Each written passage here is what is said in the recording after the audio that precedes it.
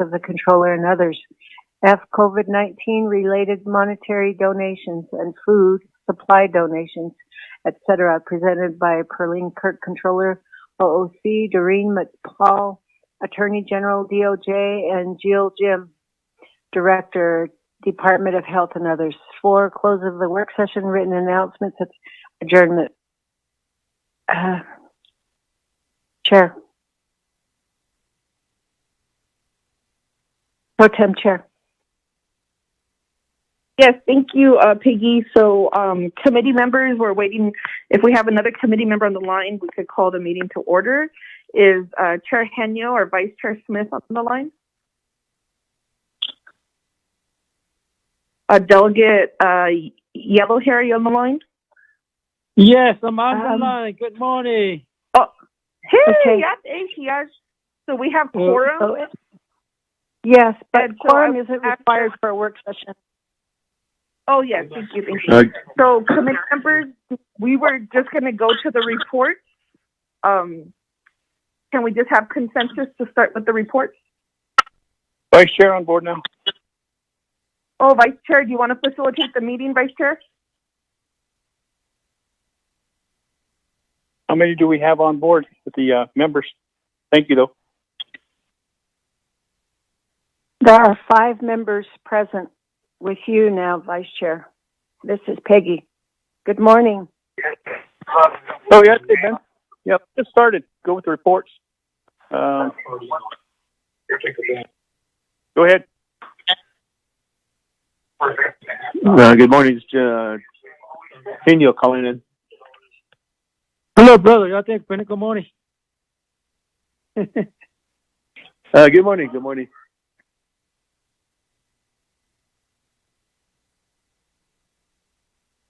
Are we getting started now? Let's move forward. I am Peggy. Yes, Chair. Okay, is Ramona there? Yes, everybody's here. We have a quorum. Ramona. All members are here. Yes, Chairman. Can you roll call real quick? Sure. Roll call for the Budget and Finance Committee of the 24th Navajo Nation Council work session, July 17, 2020. Jamie Henyo, in your location, please. I'm present here in Rama, New Mexico. Okay, thank you, Chairman. Raymond Smith, Jr. Present, Lupton, Shinoda, thank you. Okay, thank you, Shanola. Jimmy Yellowhair. Good morning, President. Your location, Mr. Yellowhair. Black Mesa. Okay. Thank you, Mr. Yellowhair. Elmer P. Begay. Here. Over here. Your location, please. In the wells. Okay, thank you, Mr. Begay. Amber Kenneth-Bacrati. Delegate Amber Kenneth-Bacrati is present, calling in from Wonder Rock, Navajo Nation. Thank you. Okay, thank you, Shadeja. Nathaniel Brown. Got this too. I am calling in from Denento. I'm leaving to Wonder Rock in a little bit. Yeah. Okay, thank you, Shache. Chairman, we have 6 members present. Gashini, for the roll call. Shina, Gagi, Elmer Brigade citizen. Keeping up, Chair, we've already started. We had Chiaj, Nathaniel Brown already did the invocation. This was called to order at 8:37. So okay. I'm sorry. The first report. It's okay. Let's go then. Okay, I'm sorry. Let's go then.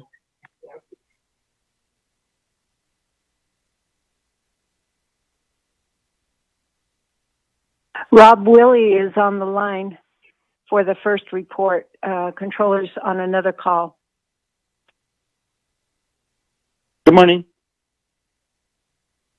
Do I start now then? Go ahead, Mr. Willie. Can you hear me? Can you hear me? Yes, we can hear you. Okay. Nothing clear. I sent the report to Peggy. I'm not sure if you got that. If you could distribute that to the committee, I'd appreciate it. I sent it out just a few minutes ago. Okay. So what I've done here is the quarter ending general fund revenues for the general fund. The oil and gas, we had a budget of 27.8. We've received 14.6 so far, so we still need 13.2 to go for the rest of the year. And that's about roughly 52%. The coal revenues, we had a budget of 28.4. We've received 32.4, so we've actually exceeded our revenue projection on that one by 3.9. We've got a little bit of other minerals, which is 42,000, and we didn't actually budget for that, but that's extra. The land revenue is 64.4 million. We've received 58.2, so we still need 6.1, which is about 90% that we've collected so far. Business fees, we have 44,500 that we've received. Interest income, we had a projection of 15 million. We've actually exceeded that by collecting 16.3, which is in excess of 1.3 million. The tax revenues, we had a projection of 58.1. We've received 56.6, which is 1.4 short to collect in the next quarter. Courts, fines, and fees, we had a projection of 500,000. We've received 423,000. So we need 76 more thousand to receive within the next quarter. Other revenues, we had 500,000 projected. We've received 1.3 million so far, so we've exceeded it by 879. In the previous report, there was an extra amount sitting in that account, which was actually the NGS retirement. So there was extra $18.1 million that was sitting in there. So I've actually shown that if you go down where it says non-recurring revenue. So in the projections for FY20, we had 18.3 that we were to receive from the NGS retirement, and we received that amount. So I broke it out so that you can see it. That way it'll give transparency to how the numbers are coming through and how it relates to the revenue projection and what was budgeted for FY20. Total revenues that we were budgeted for recurring revenue was 194.8. We've received 180.6 million, so we still need 14.2. Now, granted, most of that, the bulk of that we need to receive is in oil and gas, which is the 13.2, and the next set is the non-recurring, which I did go through. The set-asides are actually all there, and the other revenue that we were to receive was the permanent fund income transfer, which was 19.1, and that transfer actually did take place. So if you can see all the numbers at the bottom, 180.6 was how much we were to receive. That net, that's taking out the set-asides. We've received 167.7, so there's about 12.6 more million to go. Mr. Juanica is on the line to go over the portfolio also. So, Mr. Juanica, if you could take over here.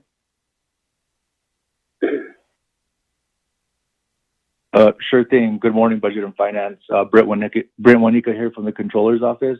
I sent over the weekly graph master trust with defined benefit attachment. Let me know if you guys are seeing that.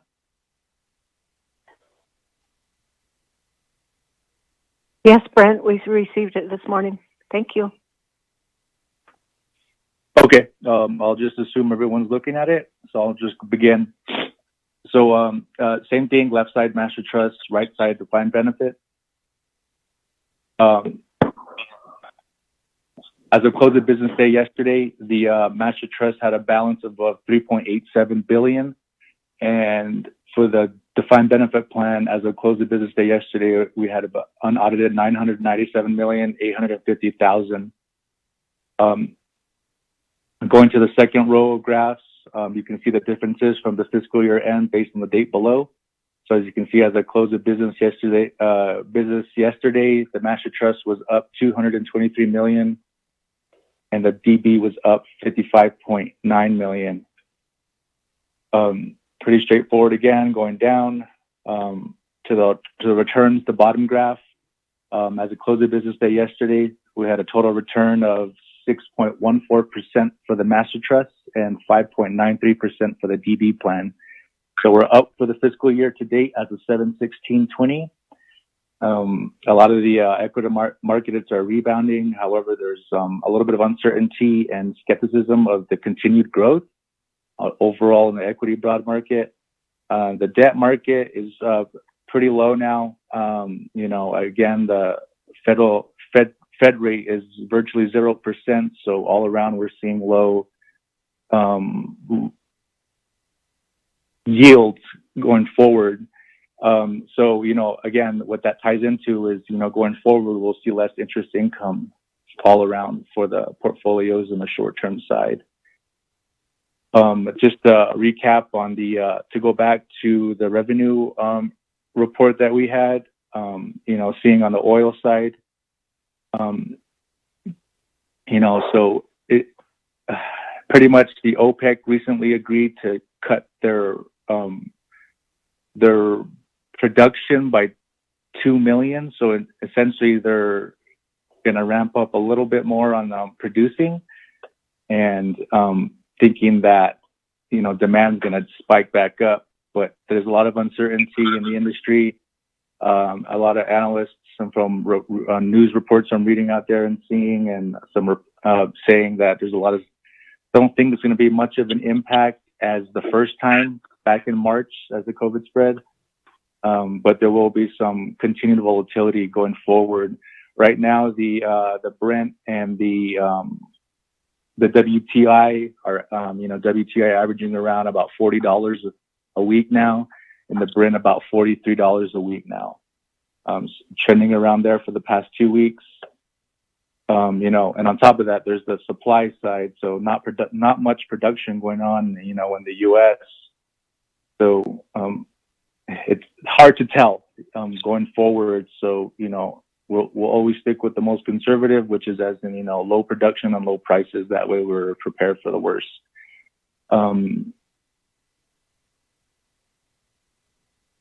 So that's all I have for now. I can take questions.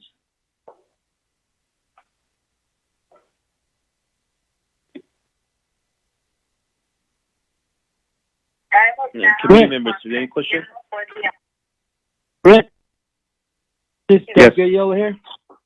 Now you have a 1, 2, 3, 4, 5 graphs in here in your report, and which one is talking about the oil? Okay, on the graph, there's going to be there's no oil on the graphs. I was just reverting back to the revenue schedule that was sent out by Rob. Okay. And that was just commentary on top of that, from what I'm seeing and reading out there, sir.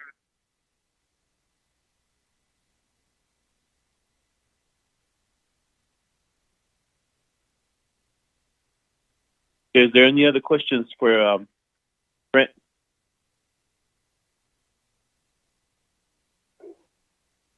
Denoya, let's move forward. Thank you, Brent, for that update.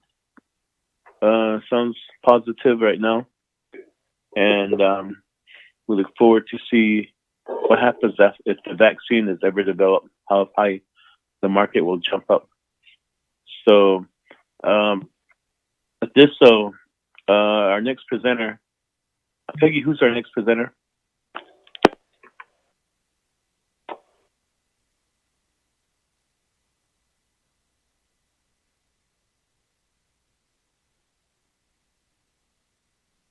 Ramona, do you have a copy of the agenda? Yes, I do, Chairman. I believe that the next presentation is the CARES Act funding received by vaccinations. I didn't hear them go through that, and after that, the COVID expenditures. Okay, okay. So our next presenter is who? I don't have a copy of the agenda. That's fine. It's the same presenter. Gashina, Brent, if you move on to the next subject. Yes, Chair. On the funding, no new update. We haven't received anything else. The same amounts have reported before, the total of $714 million. That was the next topic, and there's no new update, so it's still $714 million. As for the COVID expenditures, I would have to revert to Rob. I'm not up to queue on that topic. Okay, Mr. Rob Willie. Good morning, Chair, members of the Budget and Finance Committee. I'm not sure if there is a comprehensive report. I know that we were working on one for all the grant funds and such, but I haven't received an update on that. Is the general fund $4 million that was spent, and we went over that last week also too. So I'm not sure if you want me to go through that or run an updated number and send that out to the committee for now. Mr. Chair. Okay, committee members, Mr. Willie's asking if you wish to hear the updated numbers again, which will be the same as last week's reporting. Who wishes to have a written document in hand?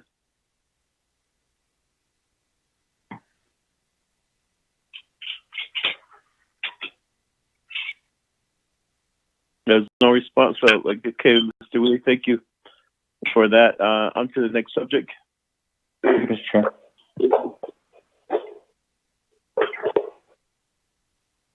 The next report, Mr. Chair, is the update on the FY 2021 comprehensive budget schedule, and that's by OMB with a bullet of for the 3-branch agreement. Kashina, with that, Mr. Bial, are you on the line? Yes, I am. Augustina, if you would proceed, and also from, I guess, a spin-off from yesterday, a report from yesterday. Good morning, Chairman Henio, members of the committee, and everybody listening in. As Mr. Henio mentioned, I gave a report to the committee yesterday afternoon and spent some time on it and so forth. But for those of you who maybe didn't hear that presentation, I'll just summarize real quick that the budget legislation for the fiscal year 21 budget process, which includes the revenue projection, the planning amounts, the BIM, and then the branch chiefs agreement, etc., should be dropped today, the legislation for it. So 5 days runs, it would be ready to be considered next week on Thursday or Friday. Our preference would be Friday because that would allow the summer session of the regular council to end. So, assuming that is done, that is enacted by the BNF committee, then the budgeting process is officially underway. And it would wrap up with the Navajo Nation Council budget session on September 17th through the 19th. And this particular date was revised a little bit from yesterday because in one of our prior work session meetings, I think it was last week, Delegate Raymond Smith was concerned that the calendar that we were looking at the time didn't give the president his full 10 days. And he repeated that yesterday. So we tweaked it a little bit and revised it accordingly. So now the full 10 days is provided.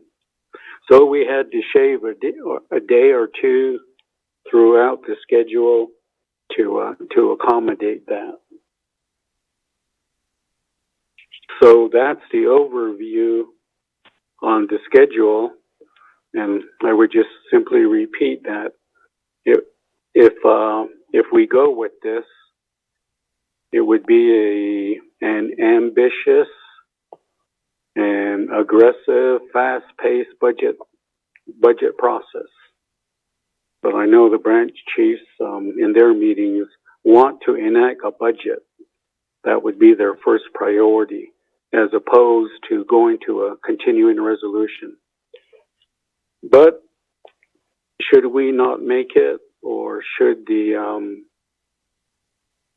COVID-19 emergency be extended and maybe even increase, then that would be something we would have to consider as we go. Mr. Chair, that's the update on the schedule. Goshina, thank you. I believe there was an email that was sent to the committee members regarding the BIM, and there was a request from OLC that they needed the red line version of it. Has that been given to the Chief Legislative Counsel's office? I believe so. Yesterday afternoon, we finished it a little around 4 o'clock. Both of the documents that were being requested by OLC, and they're voluminous documents, about 130 pages each. And for whatever reason, it wasn't going through electronically. So what one of my staff members did, Lisa Jim, is put it on a flash drive or a jump drive and took it up there. So it should be in the hands of Legislative Council now. Mr. Chair. Excuse me, Chair. Kristen, are you on the line? Kristen, are you on the line? Excuse me, Chair. This is Kristen, yes. Okay, I believe you sent that email out. Have you, can you respond to Mr. Biel on what he used to support it? We are actually still printing it. We didn't get the jump drive until after 5:30, and my printer is broken, so I'm having it printed, and so it's being printed right now, Mr. Chair. What's the timeline of getting this into Mr. Yellowhair, for Mr. Yellowhair's ready for his sponsorship?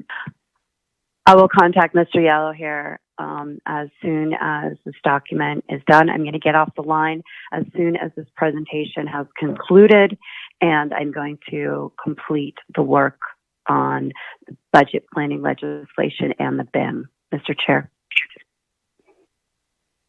Okay, thank you for that. Peggy, were you going to say something? Yes, I was. Thank you, Chair.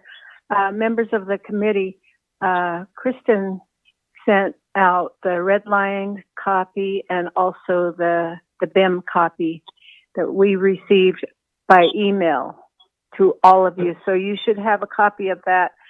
So check your email, please. Then you can read over it. Okay, Shana, thank you for that. Chair, committee members. This is Good here. Good morning, my colleagues. I just Chair or Vice Chair, Mr. Smith, too. Out on the Paki, out on the Shanatani, on Mr. Omar Bikay, to Shamayaja, Abercrombie, Nate Brown, Celeste. Yeah, good morning. Yeah, thank you, Kristen, for preparing this. Been for my sponsor as being a sponsor. Thank you very much. I appreciate for your help. Thank you, Chair. I'll be ready. Okay, Shana. Anybody, any other committee members wish to comment? Chair Inyo, Vice Chair. Go ahead, Vice Chair. Good morning, committee members, Chair, out of DNF committee members and those that are listening on board, and OMB, and Good Friday, hopefully. My concern is if it wasn't put a directive where would we be at? Is at the last 11th minute or the 11th hour, sounds like it was dropped off late. And if it's dropped off late, you know that things aren't going to happen or after 5. So it seems like someone's not really keeping in line with making sure that these things are provided. I heard earlier that the BIM was ready, that the red line was ready, and all they had to do was deliver it. Now I hear that they had to redo this and redo that, and technical issues, and had to run up there, deliver it on a flash drive. What is going on? This is the kind of operation we don't need. And we're trying to ensure we get a comprehensive budget by 2021 fiscal year.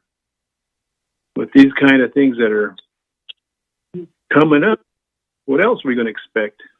I think that should not be the way we operate. And that includes all of us. Includes myself too. That's why I kept saying, do we have enough time frame for the 10 days? I haven't seen the new budget schedule. That was it sent to us to shave off a couple of days here and make sure that those days are put in? Maybe it's in the manual. I was trying to read it the last night, and it's probably in here. I just need to find it and look at the schedule. The schedule that we have is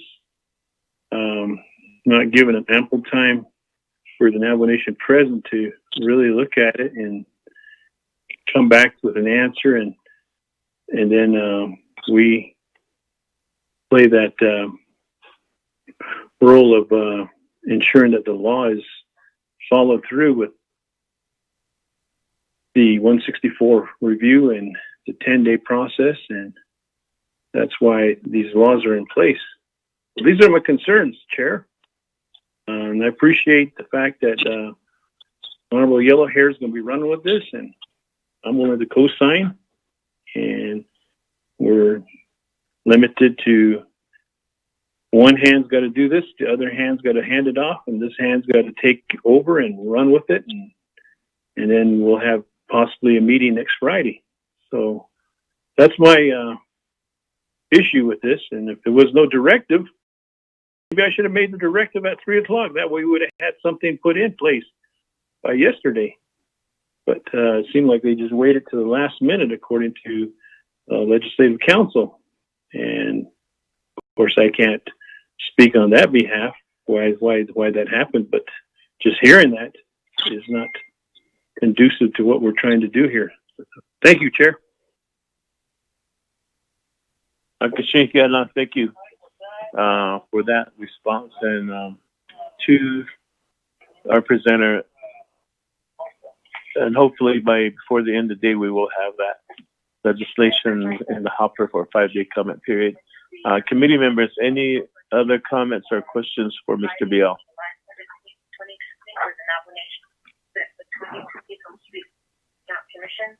Right now, I guess it would be in the hands of our Chief Legislative Counsel's office, as she stated here. As soon as this work session is concluded, she's going to start working, so we need to move forward, committee members. Thank you, Mr. Biel. I don't think there's any questions for you right now. Who's next on the presentation list, Peggy? Members of the committee, it's the analysis of eligible costs for the implementation of CARES Act funding by OMB and OOC. Gashina, so who would have the information, Mr. Biel or Mr. Winika? Brent Winika?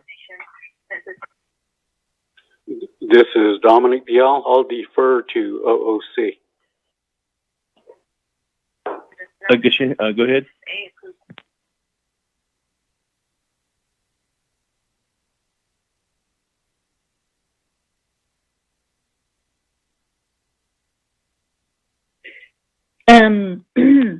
Chair, can you hear me? This is controller. Oh, I can hear you. I can hear you, Shema. Okay. Oh, Yate Benishiyaj, and then members of Budget and Finance Committee. I apologize this morning. I was on another call, and that went a little longer. But I believe staff made their presentation and the earlier items. Although I believe this item, it was regarding the expenditure that we think will qualify regarding the CARES Act, that the ones that we think we've already incurred since March, the beginning of March. And so I just wanted to give just a quick update on that, because we pretty much are looking at the what we call the payroll support program. We have to put that in place and then utilize that program to, to cover us in terms of documentation and so forth regarding the payroll expense. So a good portion of what is eligible is from what we call the payroll support program. And if you're reading the Treasury guidance and FAQs, you'll read all about the payroll support program. Namely, you have to tie those, you have to identify those employees that are what we call substantially dedicated to, respond and or mitigate the COVID-19. Those are the relevant criteria. So we have to also identify some of these categories of employees, and then figure out, and Treasury's guidance is always changing. For example, we know for certain that the frontline workers, your public safety, your EM, fire and rescue, EMTs, public health, those individual employees are frontline, and those for sure we can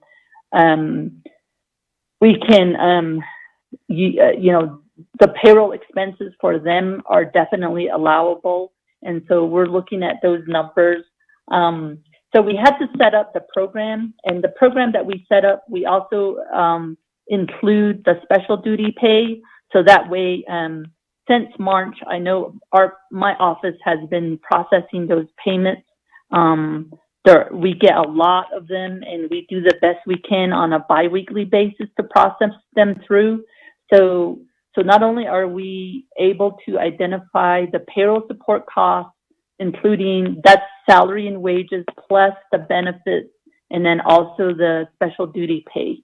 So we have to put that program in place, and then we're also identifying the numbers. And the other most recent thing that happened, we for those, let's say, non-essential employees, they've been put on administrative leave because of the Navajo Nation government shutdown. The question was whether those administrative leave costs was allowable under CARES Act as well, and a little bit of different verbiage here and there within the Treasury guidance, but we believe it is. So given that, in general, we can reimburse ourselves what we've already expended out of the general funds. So like if you have positions that are funded by general funds, the other one would be 638 funds. For example, your public safety and your corrections and so forth. And I'm sure some of the DOH and maybe some of the other programs that have 638 funding, some of those individuals, if they're 638 funded, as well as general fund positions, those are the payroll costs that we're talking about that we can reimburse ourselves. So as you can imagine, we are trying to quantify how much those are, and we think, and this is a ballpark figure, just payroll and the related costs, we're thinking it's a little bit of a tedious work because we have to identify the business units and then the positions. But we think it's in the neighborhood of 40 million. And then the other piece that we have to work on is between now and the end of the fiscal year and then the first quarter of next fiscal year, how much is that going to be? So that's just the payroll cost, and I'm talking about payroll cost because payroll cost is a huge component. The other types of expenditures, obviously, anytime programs, they want to buy PPEs, they want to make modifications of their offices, they incur cleaning and remediation, those types of things that should be COVID-19 related and allowable under CARES Fund. Those are things that we're sorting through. We may end up, and I mentioned before, we may end up having to really work with the programs and the departments to identify the specific costs. They have more insight on what they're expending on versus us. All we see is it's on paper as an expenditure. So we're undertaking a lot of those analysis to come up with some real numbers. And then a lot of it will probably need input from programs as well regarding going forward, how much are the allowable expenditures we can use under CARES. So, but for now, because payroll is a big component, I would say we're solidifying those numbers based on the business units and positions. So that's kind of what we're working on one of the many things we're working on, because what we want is to identify the numbers, and I call this a low-hanging fruit. If we can use CARES money to reimburse ourselves what has already been spent, but we will spend that is really low risk in terms of audit, that is really allowable for sure. And so that's one of the things we're working on. So I think that's what I have to report on this particular subject.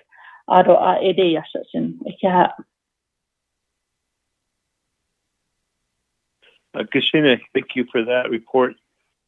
Committee members, are there any other questions for our controller?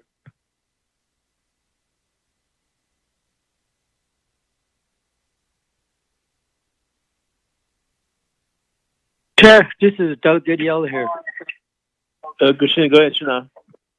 Well, yeah, Chair to Vice Chair McCullis, and thank you very much, ladies controller. Yes, this is actual cost has to be reported and to get reimbursements. That's part of your job under your direction, Jaden. Yeah, we have to do our best to make sure costs are related. If not related, yes, we will be penalized for these and pay back to non-state treasurer. The expenditures on so forth this time. The rest, no expense has made yet, like for water side and also broadband and electricity. Still shared all your report. Thank you very much. What add on this, Brother Chair? Christina, thank you, Shana, for that response. Any other questions or comments, committee members? Establish a zip code for the region. Christina, Shana, for that report. Who's next on our agenda? Peggy?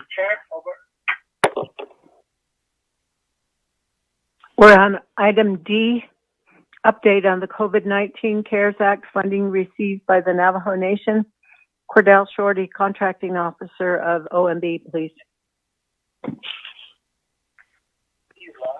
Okay, Mr. Shorty, are you available for a presentation?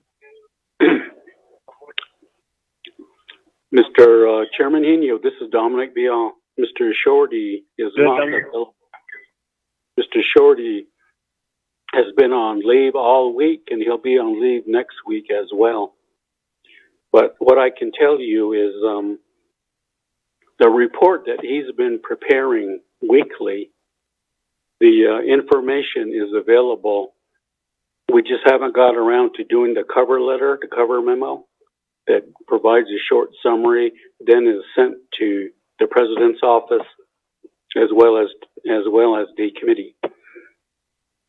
However, as I said, the report itself is ready. So what we can do is finish the documentation today at the latest Monday and provide it to all parties who are interested. Mr. Chair. Kashina, thank you for that update. But the numbers would be the same from the past reporting? We are facing on that formation. Chairman Hino, yes, I was just looking at it, and there isn't too much change as yet. Okay, thank you for that. Next on our agenda, Peggy. Chair. This is yellow here. The last report, if I'm right here, Mr. Bial's report for chair funds that were received. The last time, the total that the amount was report was $714,189,631.47. I think this is what we're talking about on the agenda on number D. This is what it was last report. Eddie, to the chair. AI sneezes over in this case. Yeah, go back on mute now.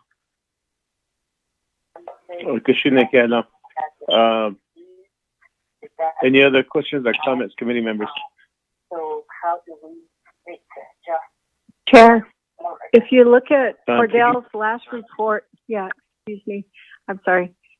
If you look at Cordell's last report, I believe there's a total of about $734 million that the nation has received, and that's including the other CARES Fund Act. The COVID funding that the federal agency is given to various programs within the government as well. That was at 16 million or so.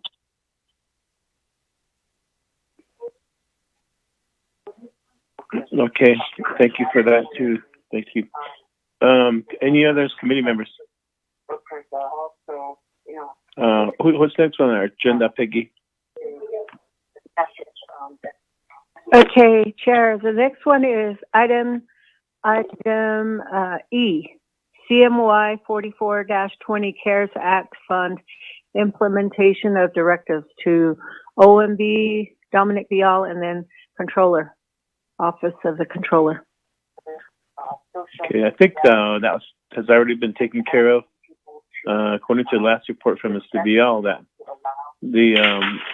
that's where we passed the expenditure plan with sponsored by Delegate Raymond Smith, and so according to the last report, that has pretty much been taken care of. If I'm correct, Mr. Bial, if you want to add anything. Chairman Henio, you're correct. The legislation containing the forms, the template, the instructions, etc., was dropped and was passed by the B&F committee at your meeting on July 7th. However, we still haven't seen the final document, certified, signed, and numbered. Chair. Hey, how's it going?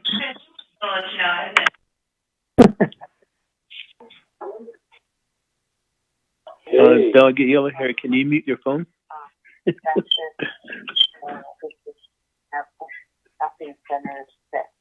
Okay. Can you respond to Mr. Bial?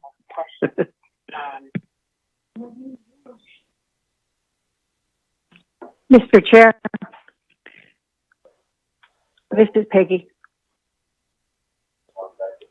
Go ahead, Mr. Bial is requesting that he hasn't seen any of the final document, like a number BFC resolution.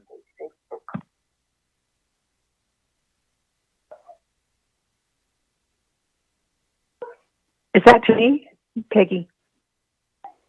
Yes, Peggy. Or would that come from Tom? Would you let Tom know that Mr. Biel is asking for a number? Go ahead. Actually, those documents are awaiting for your signature, Chair. I saw an email from Ramona yesterday saying that she still hadn't got your signature on those. There's like 3 resolutions that are waiting at the office for your signature. Okay. Yeah, I was there. When did we meet? Early Wednesday morning. I signed a bunch of documents. I don't know if that was one of them or not, but I'll double check. I've been signing documents after documents with Tom's staff, so I'll reach out to them. Thank you. Okay, with that, was there Chair, any other comments or questions? Yes, there's one other. Yes. According to the directives, there is supposed to be created a website to track the expenditures of the CARES Act funds. And so I wanted to know what the status of that is. How far is that coming along for the website creation? Okay, Mr. Biel, I believe you responded last week on that. Are you still working on that? Yes, sir, we are. And now you've heard from the controller, and we've had meetings with both the branch chiefs and then the president's office as well, as to how to develop an electronic reporting feature in the system she's been developing and working on. So hopefully that can be adapted to pick up this matter as well. So it's still underway, Mr. Chair. Chair, this is Controller. Okay, go ahead, Shema. And members of the committee. So what we're doing, there's a few things going on. One is I do get questioned about whether those directives are still law, but that's, so it's hard to operate when people are telling you, like, those directives don't matter or whatever, but we try our best to work on these things under those conditions, the confusion.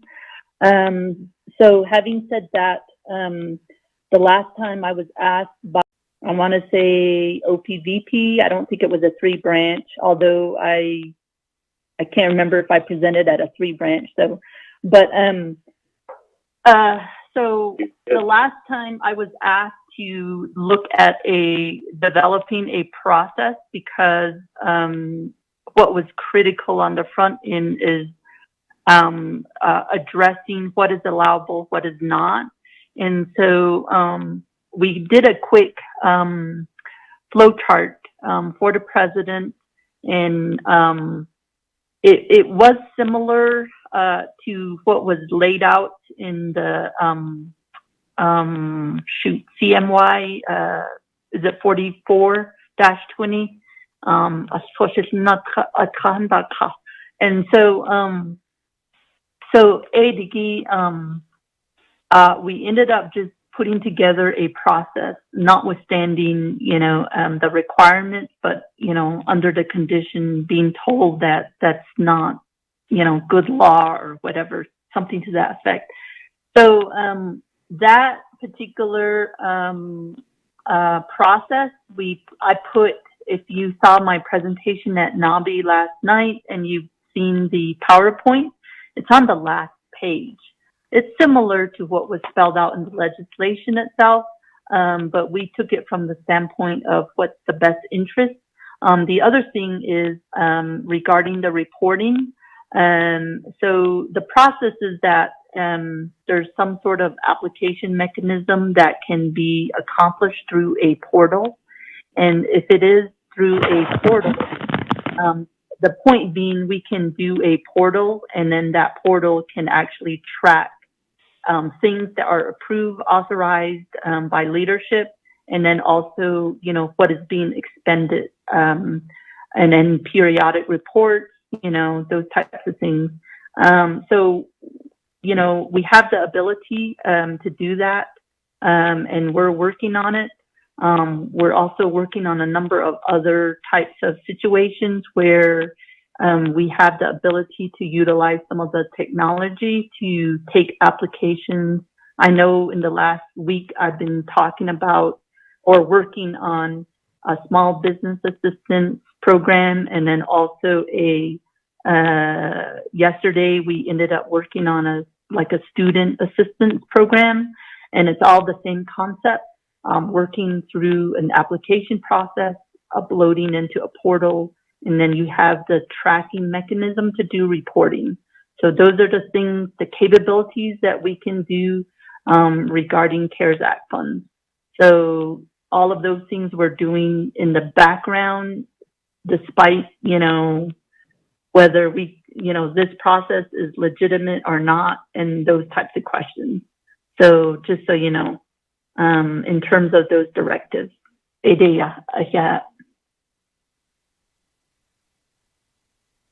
Gashina, thank you for that. Any other questions or comments, committee members?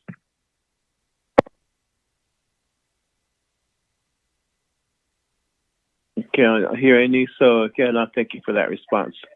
What's next on our agenda, Peggy?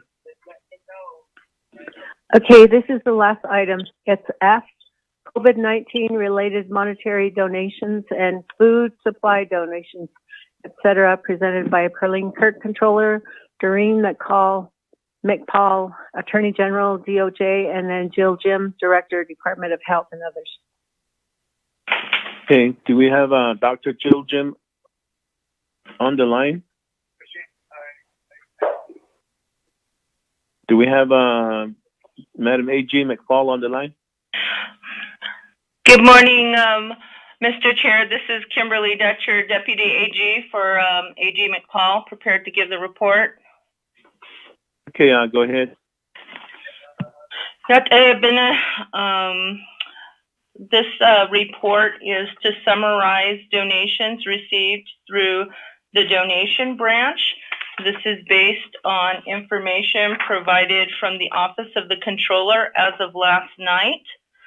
Online payments as of last night totaled $2,140,944 and some change.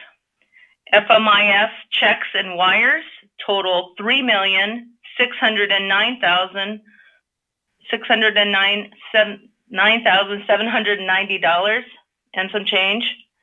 The total donations from those two total $5,750,735.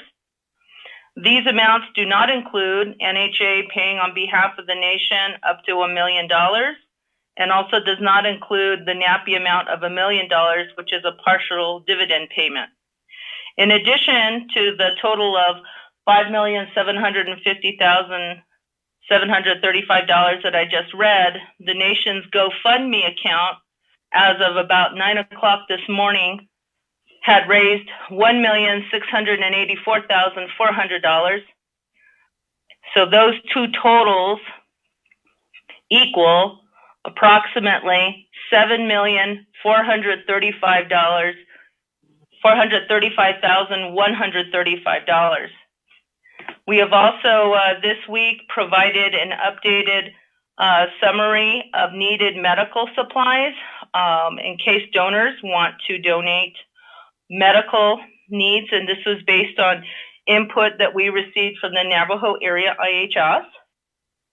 And we also had the draft, or the donation fund legislation has passed, and we will be drafting the fund management plan to present to HES and then to Budget and Finance Committee, so that the Department of Emergency Management can spend these dollars to assist with COVID-related needs. With respect to non-monetary donations, we still have items coming in at a fairly brisk rate. We still have staff manning our donation phone lines every day during the week. to assist donors who want to donate either financially or with property goods. We receive a lot of fabric masks. These are cleaned and they are packed in large bags, and then we distribute them to the Department of Economic Development, and they're cleaned and then distributed accordingly. About 750 packages were mailed last week to people who requested them, and we're working to provide a master inventory that we can report to the leadership on non-monetary donations. So this concludes my report, Mr. Chair and members of the committee, and I'm available to answer any questions you may have. Thank you. Shema, Controller Kirk, on your end, what have you received?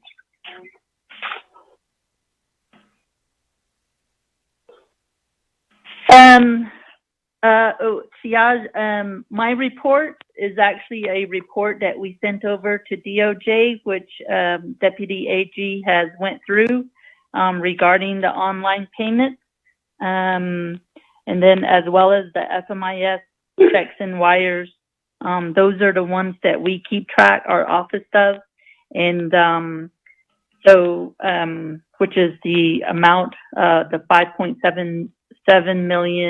$5,750,735. Those are not only the online payment through the NDOH website, but also all the paper checks that come with as donations that come through our office.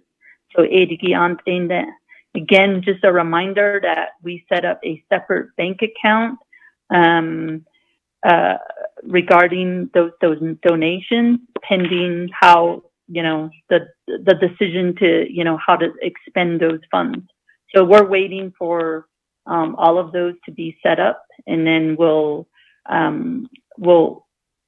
deploy those dollars as well. So that's all I have, basically what Ms. Dutcher presented. Yeah, thank you for that. And that's just monetary donations, or not the food and the other. It's not being tracked only by HCOC. Is that right?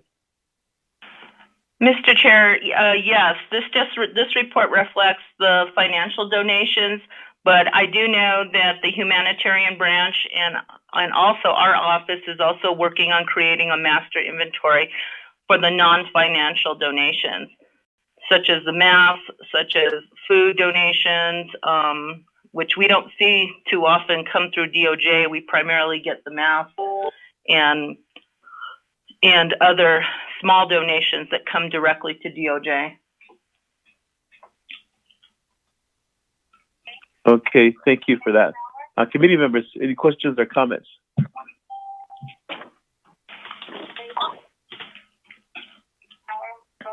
I don't hear any. Just a comment from me is that I wish Dr. Jim was on the line. I got pictures from my community service coordinator from Alamo. I guess she was told, we got some food for you here in Tojule. Come drive over and pick it up. And she said when she got there were melons, and she was given a box. She goes, "Here, this is your share. Take it." So they loaded it up for her and everything. And here, when she got back to Alamo, she looked through them, and she goes, more than half of them were rotten. And she sent me pictures of rotten melons, honeydew melons. And so I don't know what the mentality or rationale is from Window Rock, and the people are upset now. They're saying, "Well, they think we are forgotten, but at the same time and neglected. But are they trying to poison us with giving us rotten melons?" Was the pretty much the sentiment from the chapter there. It was kind of disappointing. I really had no answer for them when they showed me the pictures. just wanted to bring put that on the forefront here. Thank you for that information, Mr. Chair. I'm not aware of that particular donation, but I can certainly bring it up to humanitarian aid. And I'm not sure if that was coordinated through them or not. Okay, well, I believe the CSC, when she told me it came from Winter Rock, it was HCOC that sent those out. So, but she does have pictures if you wish to. If you want me to share those pictures with you, I sure will. I'm happy to receive those pictures and pass them on. Thank you very much, Mr. Chair. Thank you. Any other questions or comments, committee members? Chair Henio, Vice Chair. Vice Chair, go ahead. Thank you, Chair Henio. Thank you, AG, for giving a report on the donations. Sounds like they'll continue to flow in, and it sounds like we'll be utilizing those slowly but surely, hopefully. My question, I guess, could be to Jill, who's not present, is I keep bringing this up, and since there's monetary donations and there's money there, how can the chapter in itself help an elderly who cannot pay for his septic service? And he's been a whole month. I sent a 213 form to Jill Jim and nothing. Nobody's checked on him, and he's still patiently waiting. And he says it's filling up, and it's starting to back up, and it's starting to get into the yard. And he lives miles from the main highway. And there's monetary. How can they help out folks like that who need to get septic service, especially an elderly person? What's these donations are for the COVID, because folks are told to stay home. All the family members are staying home. Naturally, when everybody's staying home, they're using a lot of water, a lot of electricity. Things like that are backing up, especially the wastewater. I think he's on a cistern system, and at least he has that, but he needs something to alleviate the septic service. The other one is a lot of chapters are getting propane.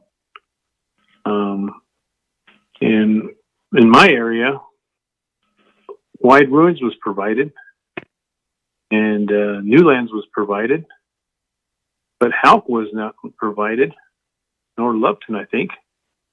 And the folks are saying, could any of the donations help out with the propane? I mean, folks are around, they see it in the paper, and they read about it. And they're saying, Hisha, Pajisha. Things like that. Could the chapters request through the donations to contact Navajo Oil and Gas, and the bill could be sent to Navajo Oil and Gas, and they could come out and set up a day to fill up those small tanks to 100-pound tanks so that folks can utilize them. And those are the two questions that I have, Chair. Thank you.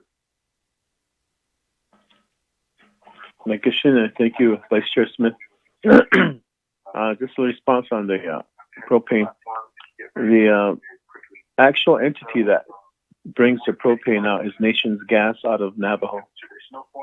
And when they delivered to Rama, Oil and Gas had paid for it, but Nations Gas was proposing, maybe you could think of, we could use this the donation money for this, is that they're willing to bring out, I believe it's $2,500. I believe that big truck, I think it's 2,500 gallons of propane to the community and deliver to homes for people that don't have access to propane bottles. And then also, I guess, let's say there's an elderly that lives at NHA. They're willing to, with that $2,500 that's paid to them from the chapter, they can deliver to an elderly that has a big tank outside of, like, let's say 100 gallons, put 100 gallons in there. So you can service 25 people for 100 gallons at their home locations. Something to think about, Vice Chair. And so with that, RAMA on its own, what they did was they passed a resolution to use some of their monies, $2,500 to get propane delivery. And I think it's set for next week where Nations Gas will be coming out and they're going to do home deliveries at the expense of Raymond chapter. So that's something to think about, Vice Chair Smith. I just thought I'd bring that up. But is there a response to Vice Chair Smith's comment, panel presenters?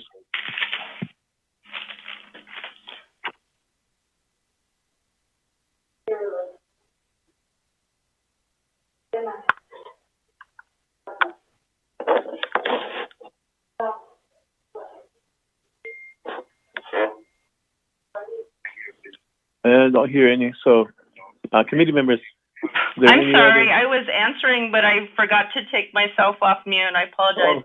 Oh, okay. Mr. Chair, Mr. Vice Chair, I'm not familiar with your specific request, but what I can inform you is that the, as I mentioned before, the fund management plan has not yet been drafted. It's in the works since the legislation was approved recently, the donation fund legislation. And so none of the donated funds have been expended yet, but we expect the fund management plan to be presented to HES and to Budget and Finance Committee soon. And then those funds are then go to the Department of Emergency Management, who then assist with COVID needs, not to the Health Command Center. That's all the information I can provide on that. Thank you. Thank you for that response. Vice Chair, go ahead. Thank you. Thank you for that answer. The other question I have too is, got a call from a family member that was told to remove themselves, and they have a court order to get out of their, I guess once was their place to stay. And they were saying, we need some lumber. We're going to go ahead and start building our own place. We need help with some lumber. And they went to the chapter, and the chapter, this is two things going on. The chapter's emergency funds is depleted.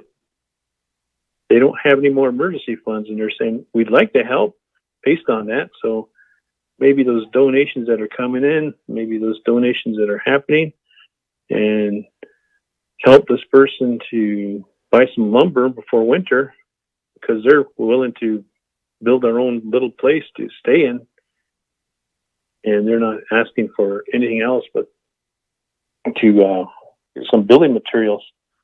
The other one is, Chair, the chapters are saying that they have depleted their emergency funds and they don't have no more. So how can we tap into the CARES Act money to replenish the chapters for emergency operations?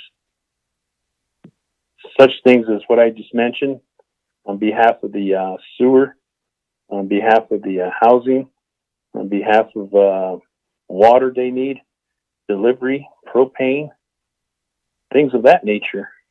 But basically that's Steve.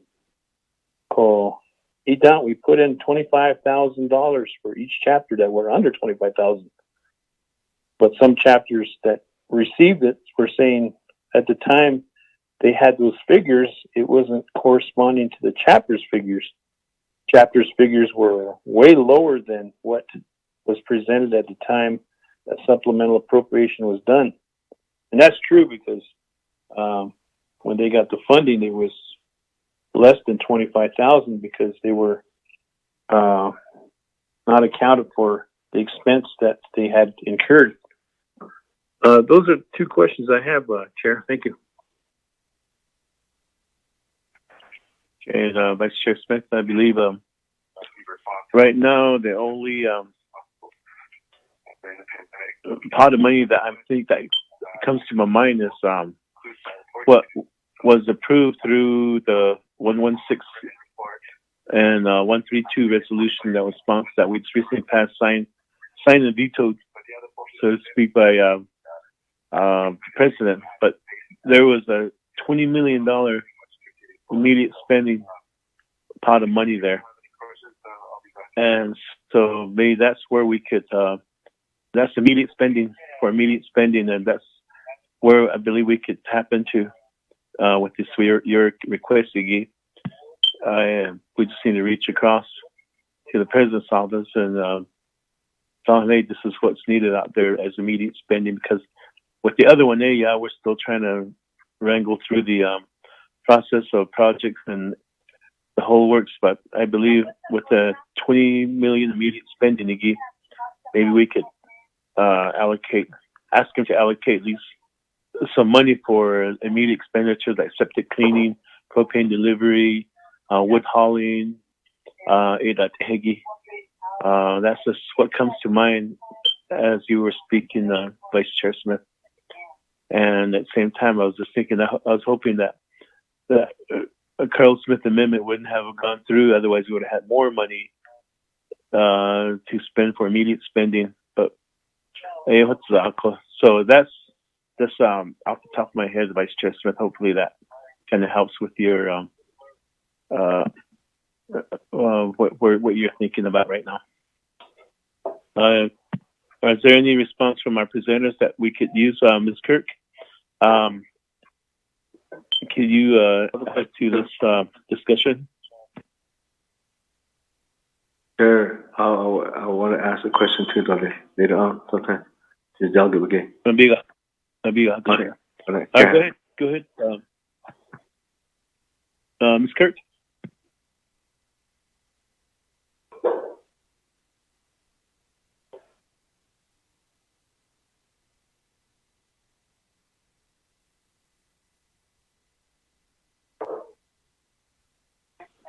I don't think, is Controller's office still on the line?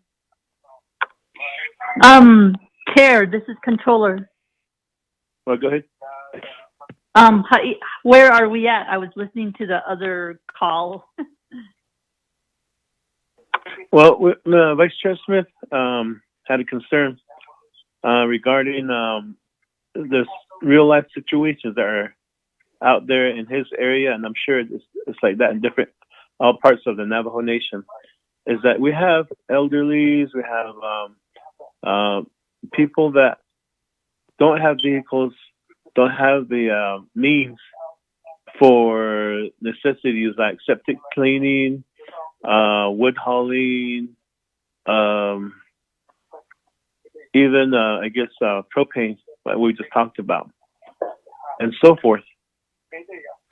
And his question was, how can we assist these families since we have all this money that was donated, but we don't have an expenditure plan, which will take legislation and everything again. But how can we tap into the CARES money to get these families assisted right away? And my response was that, well, the only money that's available right now that I can see is the 20 million that was not vetoed by the president for immediate expenditures, which he's looking at, like disinfecting PPEs and so forth. But is there a way that we could tap into this for these types of expenses that Vice Chair is talking about? That was my question to you. Our question to you.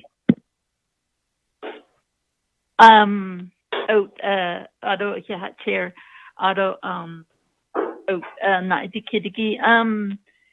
So in terms of the 20 million, I haven't looked at those legislations, if they're already put in. I can't remember if those PPEs and the the remediation and cleaning pertain to specifically to the nation opening back up. That would be the only question I have on that. In terms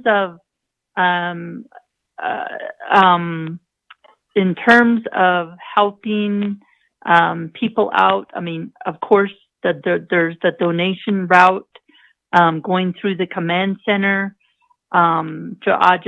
They have their PPEs and certain things are being donated, and it's just we have the mechanism that we have on that side.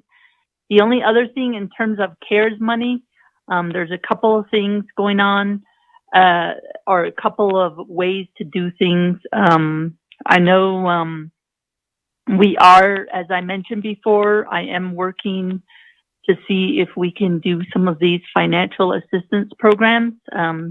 Those are things we can do with the CARES money. For example, we were talking about the small business relief program, and then also more recently, yesterday we were talking about the student assistance, auto. There's also the general. I call it general. It's a financial assistance. It wouldn't be a per capita mechanism. Per capita means you have a set amount and then you have a set, you divvy it up, and people get what they get with the numbers.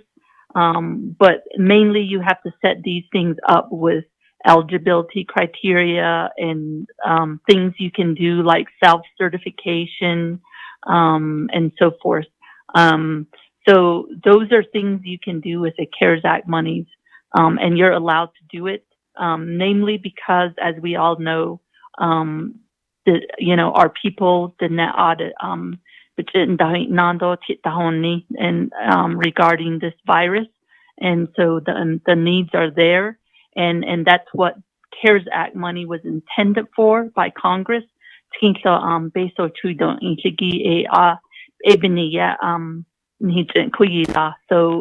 in terms of ways to do it, there are mechanisms. Financial assistance program. The key to those things are putting a program in place that meets the requirements, documentation, and then how to do it. Some of the things we've been addressing, our office has been addressing, is how do we do it? I mentioned the word portal. And so those portal mechanisms are ways you can do a quick application program, those types of things, to make it as easy as possible. And if you are paying attention to the news out there, in the last day or so, I've read 2 articles. One was a California county putting up their utility and rent assistance program. The other one is, I believe, Maricopa County in the city of Phoenix. So you see these things popping up. And so this is exactly the type of thing we can do as well for the nation with the CARES monies that we've received. So those are some of the programs we can do. And the faster we get the approval to get these things in place, we can deploy those funds. Auto, the other way would be if, let's say, your chapters, if they have the ability, which I don't know if they do, they may or may not, especially during these times.